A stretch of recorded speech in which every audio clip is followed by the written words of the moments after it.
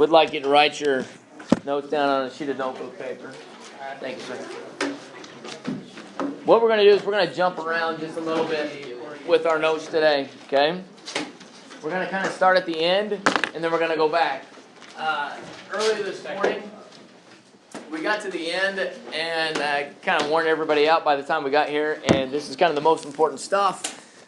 By the time we got here, nobody was really still attentive, and they missed all of it. They missed the main objective, so we're going to start at the end and then go back and fill in the rest of the blanks. Sound good? So you remember the key question that we started with on Wednesday was, why is it that we in the United States have more issues with racism than, say, other countries in the Americas, the Western Hemisphere, whether it would be Canada or Latin America, right? We have a tendency to have worse race relations in the United States than in the others. We don't really hear about situations where they got issues with racism like we do here in the American cultural system. And it kind of goes back to our Bellwork assignment. You know, Canada, it said that has two cultures in Canada. We really have one predominant culture. What's the two cultures in Canada? And we've got French and British, right? French and English, and we pretty much have British English culture here in the United States, okay? Now, we're going to start with this, okay? Differing race relations in Latin America, and it has a lot to do with belief systems, religion, okay? It has a lot to do with one's faith. In Latin America, and including Canada, because of the French influence there, Catholicism is the predominant faith aspect of Christianity, okay? If we don't know what's the difference between Catholicism and Protestantism? Anybody know the difference between the two? Catholicism and Protestantism. Right, they're two sects of Christianity, okay? You go back to like the 1400s, there's this guy named Martin Luther. All there was at that point in time, up to that point in time, was the Roman Church, the Roman papacy, so everything was Catholicism. But then Martin Luther comes along, and he's a Catholic priest, and he's doing like all the study and stuff, and he comes up with these ideas that what he's reading and he's studying doesn't necessarily follow in line with the doctrine of the Catholic Church. And so he comes up with what he calls the 95 Theses, which is 95 issues with the Roman Church that he disagrees with. So he posts them on a church. It's kind of like sending it out on social media of the time period of that day. And then he starts this revolution, this mass movement, a reformation. Okay, his purpose wasn't to do that, to create a reformation. His purpose was to change the Catholic Church, to modify it. But inevitably, what happened was a whole new group of people started following him, and it became known as Lutheranism, and Lutheranism then became known as Protestantism, right? So what that means is it's a separate aspect of Christianity, separate apart from Roman Catholicism. So today, what does Protestantism look like? It's like anything with, you know, your community churches, so Baptist, you know, your Bible churches, your Apostolic Church, Methodists, all of that stuff, Lutherans, all of those are classified as Protestants. Has everybody got that? Okay, so do we have a better understanding of Protestantism and Catholicism? Okay. All right, so this plays a role in race relations, believe it or not. Okay. In Latin America, it was all about Catholicism. So Spain, Portugal, France, right? When they colonized the Americas, what they did was they actually sent Catholic priests over to the Americas, right? And it was like a huge mission effort. And their purpose, like an army of Catholic priests, and their purpose was to reach out to two different groups, the Amerindians of the Americas, and then the African slave. Everybody got that? So that was their goal and their objective. An army of Catholic priests sent to the Americas. And what they're doing is they're trying to save their souls, okay? If the Spanish, the Portuguese, the French, if they are trying to save souls of the Amerindians and the African slave, then what does that mean? If they see them as having souls, are they more or less likely to see them as being human beings? they are more likely to see them as human beings. If you are more likely to see them as human beings, how are you going to treat them? Like a human being. You're going to give them human rights, right? You're not going to discriminate against them and take away their freedoms away from them. Does everybody understand that? Right? Now, how does that relate to us? Because Spanish, French, Portuguese, they didn't colonize the United States, right? So the English, what do they have? Well, it's Protestantism, okay? And with Protestantism, you would have these early church, like the Massachusetts Bay Colony with the Puritans. The Puritans would be a Protestant faith, right? One small example. They would have these small churches, and they would have preachers. These preachers were predominantly concerned about their own church. These preachers weren't going out to the Amerindians. They weren't going out to the African slave and trying to save their souls and convert them to Christianity. Everybody got that? There wasn't an army of Protestant preachers reaching out to the African slave. There wasn't an army of Protestant preachers reaching out to the Amerindians. So if that is not happening, from the Protestant perspective, at this point in time with the English colonists, they don't see what in the African slave or the Amerindian. They don't think that they have what? Souls. They don't think that they have souls. No souls? Then what does that do to the human rights? Takes it away. It's a dehumanization process. Everybody got it? So where do we have racism today? A lot of it is related to one's faith, one's belief system. Okay? Or at least it contributed to the racism that we have in the world today. Okay? Another aspect of this would be authoritarian rule. In the Roman Catholicism, they have a bureaucracy. Who's at the top? Still plays a role in our world that we live today. Who's at the top of the Roman Church? The Pope, right? And then he passes down power to the next level, to the next level, to the next level, all the way down to the priest, right? So that means if somebody does something wrong, then there's somebody above them that says, hey, there's going to be consequences, so you got to make sure that you do things the right way. Is there a hierarchy and a bureaucracy with Protestantism? It's not there. Okay. The other thing is, what's going on in Spain and France and Portugal? What kind of governments do they have? They have a what? All of them have they have a what? They have a monarchy. All of them have a king.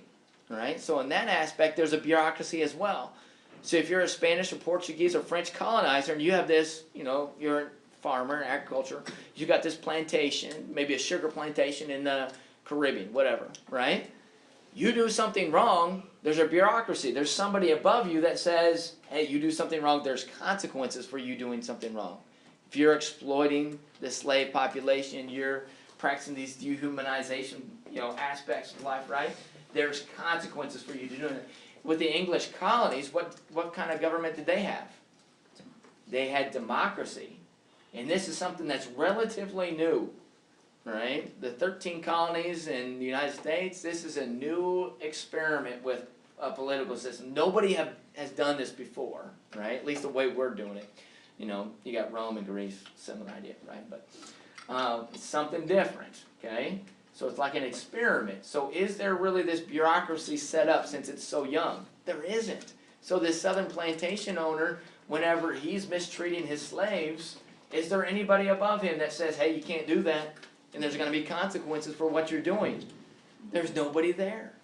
So what does that do? It contributes to dehumanization, and then generationally it's passed down from one generation. The stereotypes persist.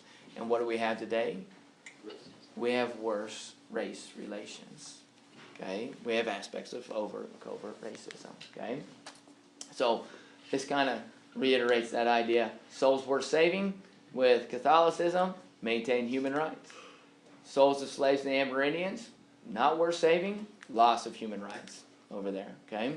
One last thing, this is of importance as well, that I want you to remember. We talked about this a little bit when we talked about Canada, the history of Canada the other day. With the French, when they were coming over, did they bring women with them? They didn't. They didn't bring French women with them. So what were they more likely to do? they were going to procreate with Amerindian women, right? So if they're likely to procreate, intermarry with Amerindian women, then that meant, what was their perception of the Amerindian women? Is it going to increase or decrease, or the Amerindian culture? Increase. It's going to increase. More humanization, right? Less dehumanization, okay? More cultural relativism then, okay? With the Spanish and the Portuguese, they were like the French in that Spanish and Portuguese women just didn't come. Not as much as what the English did, okay? And so consequently, the Spanish and the Portuguese had a tendency to procreate with the Amerindian or those of the African origins.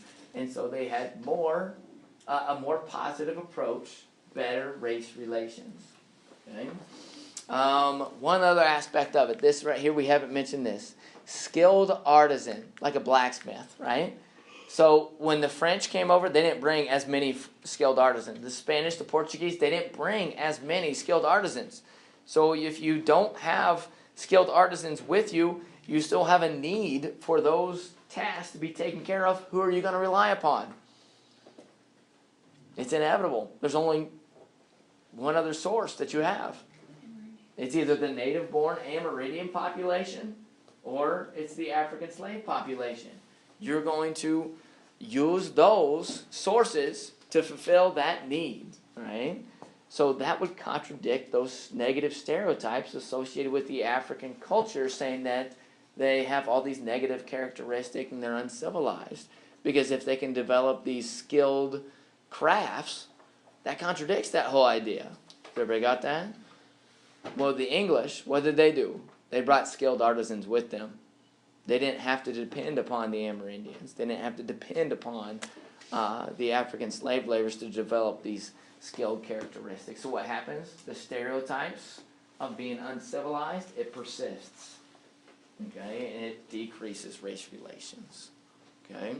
So sometimes we think about our culture of what we have today, and you think about aspects of overt and covert racism, and sometimes we're just like, well, it's just the way it is. It is the way it is, right? But the reality is, there's reasons for it. It started, generations ago, okay? All right, let's go back to the beginning. There's some other things I want you to think about. And we'll go through this fairly quickly. 3 reasons why the English came to the New World. It's the same reasons why the Portuguese and the French and the Spanish came to the New World. They wanted to make money. Everybody wanted gold, but did anybody find gold? Really?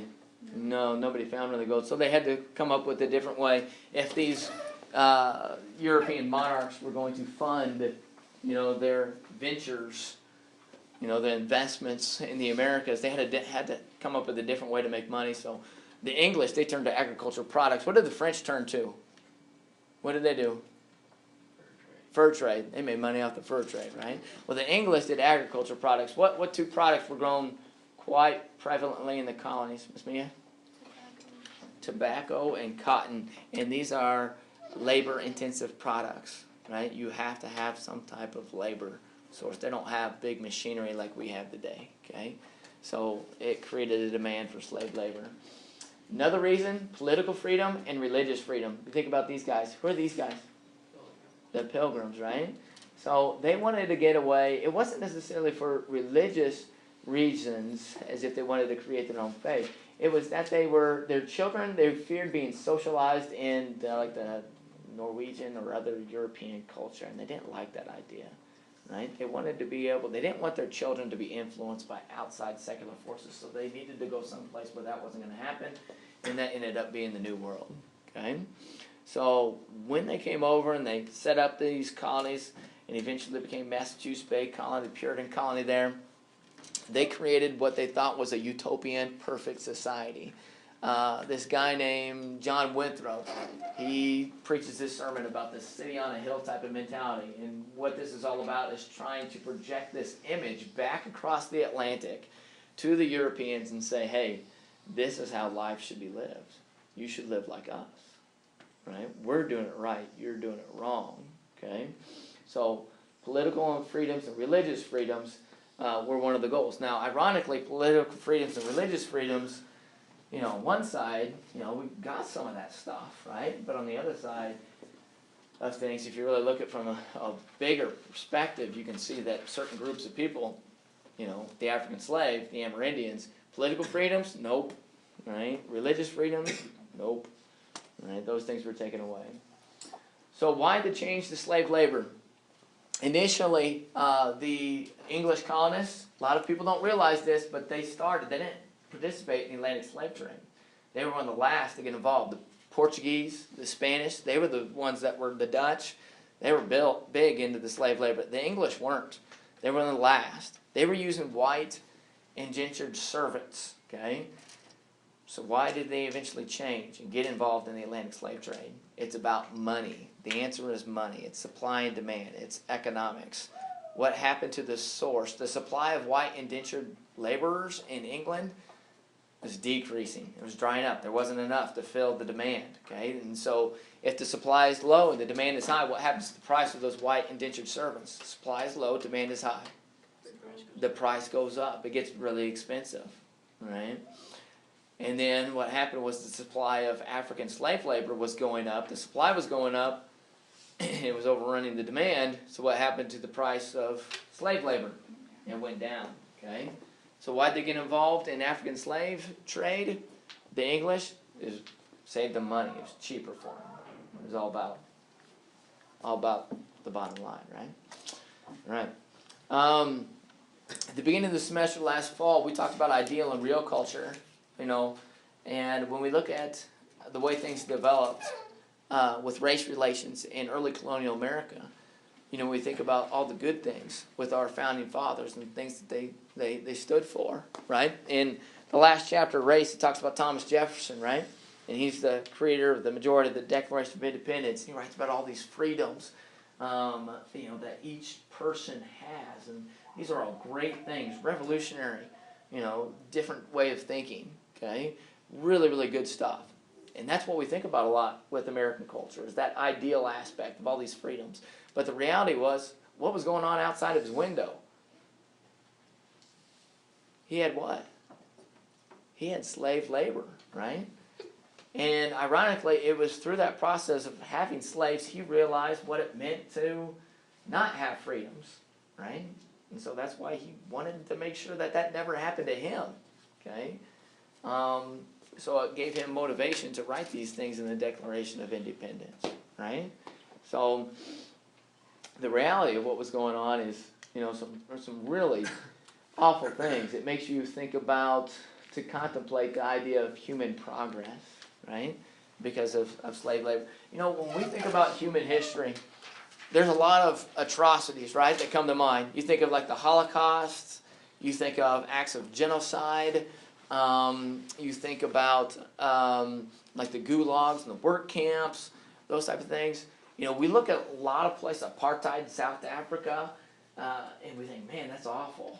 Those are some awful things. But a lot of times we miss it when we think about early American colonial history, don't we? We kind of glaze over this idea of the slave trade and the exploitation that's kind of associated with it in our history with the Amerindians.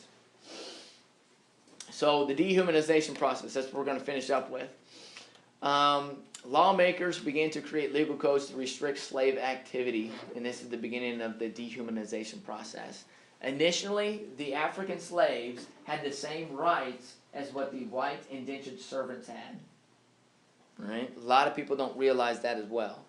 Initially, African slaves, they had the right to procreate, they had the right to play a role and have economic activity. There is evidence and records that show that African slaves gained their freedom and acquired land and land ownership early on in American colonial history, right?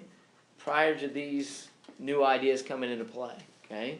But the more and more African slaves come to the United States, the more that stereotype persists, that those of African origins are uncivilized, and then the right starts to disappear. So all these rights, gone, okay? The larger the slave population, the greater the danger to white society. That's creating the changes, the rules against Africans. says, for each colonist who purchased a slave, he or she also purchased a potential insurrectionist. The slaveholder had to live a life of fear, the consequences of placing wealth above all else. Again, you can think about Thomas Jefferson and what he wrote in the Declaration of Independence. You can look statistically at the ratio between the number of slaves and the number of white colonists and the dehumanization process. When you go to New England, the New England area where the ratio was 5 white colonists for every 1 African slave, you have less dehumanization. You have better race relations. But when you go to the American South, where the ratio is the opposite, where you have 5 African slaves for every white American colonist, then it's the complete opposite. You have a lot of dehumanization. So I'm not saying that the northern portion of the United States is exempt from racism, but when you go to the American South, there's still a strong feeling of racism. It still persists. Right? Even though, I went to school in Tennessee, and to college in Tennessee. And personally, it didn't take very long for you to feel and to figure it out. It's not like we sat down and had these conversations about racism. You just had to have, any conversation with anybody, and it just comes out. You get the feeling that racism is still a big part of the culture in the American South. However, ironically, that one of the most segregated and one of the most, I saw a statistic a couple years ago, or actually last year. One of the most, it was identified as one of the most racist cities in the United States. Does anybody know what it is? It's really close to here. We have more racial issues in this city than this is nationwide. Chicago? Nope. We think it's Chicago. Yep. Is it St. Louis? Nope. It's closer. Springfield? Nope. It's closer. It's Peoria. Right? We think that racism is something that's far, far away. It's Peoria. It's been ranked as one of the cities in an entire nation that has issues with racism. Okay? It's something really prevalent there. Okay? All right. I think the rest is pretty much, we've summarized all those things. So I think we'll stop there. All right. We got time just enough for our 3 questions.